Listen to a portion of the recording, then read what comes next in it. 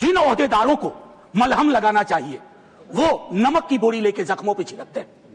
आजादी की लड़ाई में सबका योगदान, हिंदू, मुसलमान, सिख, ईसाई और नास्तिक भी। उस महाकवि ने यह कल्पना की थी कि देश इतने टुकड़ों में बट जाएगा, पार्टीशन से ज्यादा।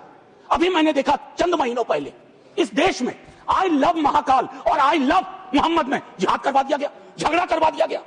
I can love every God simultaneously, yet I want to remain in peace, in prosperity, seeking justice and getting it. ये रवायत क्यों खत्म हो रही है? चुनाव जीत जाए और देश हार जाए, देश टुकड़ों में बट जाए, गलियों गलियों में नफरत की फसल हो, ये कौन सा वंदे मातरम है? प्रधानमंत्री जी को एक्चुअली बीजेपी के लोगों को नेहरू का धन्यवाद करना चाहिए। वो पॉलिटिकल लाइफ जैकेट की तरह इस्तेमाल किए जाते हैं। दोस्तों, हमारे राष्ट्रीय गीत वंदे मातरम की 150वीं वर्षगांठ पर इस समय संसद में सत्ता पक्ष और विपक्ष के बीच जोरदार बहस देखने को मिल रहा है, जहां एक तरफ विपक्ष सरकार पर आरोप लगा रही है कि यह चर्चा असली मुद्दों से ध्यान भटकाने के लिए करवाई जा रही है। वहीं दूसरी तरफ विपक्ष के ही नेता आरजेडी के सांसद मनोज कुमार झा ने वंदे मातरम पर चर्चा करवाए जाने पर सरकार की तारीफ की है। मनोज झा ने कहा कि संसद में वंदे मातरम जैसे राष्ट्रीय गीत पर चर्चा होना अपने आप में अच्छी बात है, लेकिन तारीफ के साथ साथ उन्होंने सरकार पर तंज कसने से भी परहेज नहीं किया। उन्होंने कहा, जिन लोगों को जख्मों पर मरहम लगाना चाहिए था वो आज नमक की बोरियां लेकर बैठे हैं और ये बंद होना चाहिए। उन्होंने आगे कहा कि ये सिर्फ उनके अकेले की राय नहीं है, बल्कि सत्ता पक्ष के अंदर भी कई ऐसे लोग हैं जो ऐसा ही सोच रखते हैं। मनोज झा का कहना है कि वंदे मातरम सिर्फ अपने बोलों की वजह से नहीं बल्कि अपनी भावना और आत्मा की वजह से इतना बड़ा गीत बना। बंगाल में लिखा गया ये गीत सरहद पार तक पहुंचा क्योंकि इसमें पूरे देश की आत्मा बसी हुई है।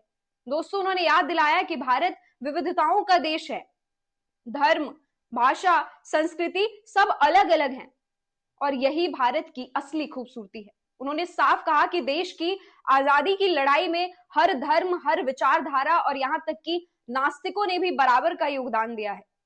अब सुनिए उन्होंने संसद में बार बार जवाहरलाल नेहरू का जिक्र किए जाने पर क्या कुछ कहा। मैं इस सदन में जितनी बार बोला हूं, नेहरू जी जरूर यहां चर्चा में आते हैं।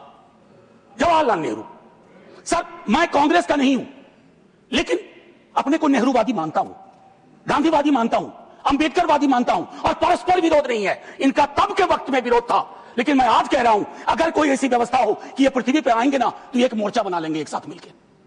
आज की हकीकत के संदर्भ में प्रधानमंत्री जी को एक्चुअली बीजेपी के लोगों को नेहरू का धन्यवाद करना चाहिए। वो पॉलिटिकल लाइफ जैकेट की तरह इस्तेमाल किए जाते हैं। Nehru ji political life jacket.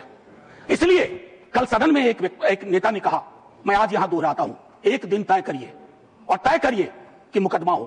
आप भी जिरह करिए, हम भी जिरह करें। मैं इतिहास का छात्र हूं, दिल्ली आया था एमए हिस्ट्री करने, धारा थोड़ी बदल गई, लेकिन आज भी इतिहास को संदर्भ में देखता हूं। 1937, 1905, 1915 की बातें पढ़ूंगा तो पूरा पैराग्राफ पढ़ूंगा, सेमीकोलन के बाद नहीं पढ़ूंगा। आई लव मोहम्मद और आई लव महाकाल मुद्दे पर बोलते हुए मनोज झा कहते हैं, आज देश में सिर्फ चुनाव जीतने के लिए समाज को धर्म के नाम पर बांटा जा रहा है, नफरत फैलाई जा रही है, लोगों के बीच दीवारें खड़ी की जा रही है।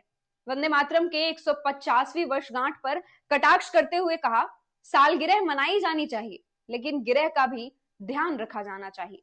साथ ही उन्होंने सरकार से अपील की कि हमारे महान स्वतंत्रता सेनानियों और लेखकों की रचनाओं का मजाक नहीं उड़ना चाहिए, उन पर राजनीति नहीं की जानी चाहिए और उन्हें सिर्फ राजनीतिक औजार की तरह इस्तेमाल नहीं किया जाना चाहिए।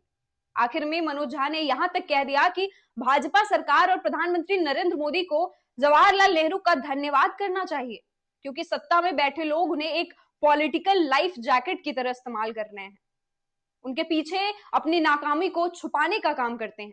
देश में जब भी सरकार से कोई सवाल पूछा जाता है, जवाब में 70-80 साल पुरानी बातें गिना दी जाती है ताकि आज के असली मुद्दों से ध्यान भटकाई जा सके।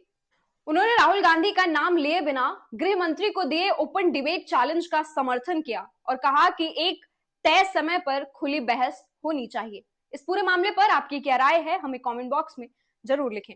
मेरा नाम श्रुति है और आप देख रहे हैं द लाइव इंडिया।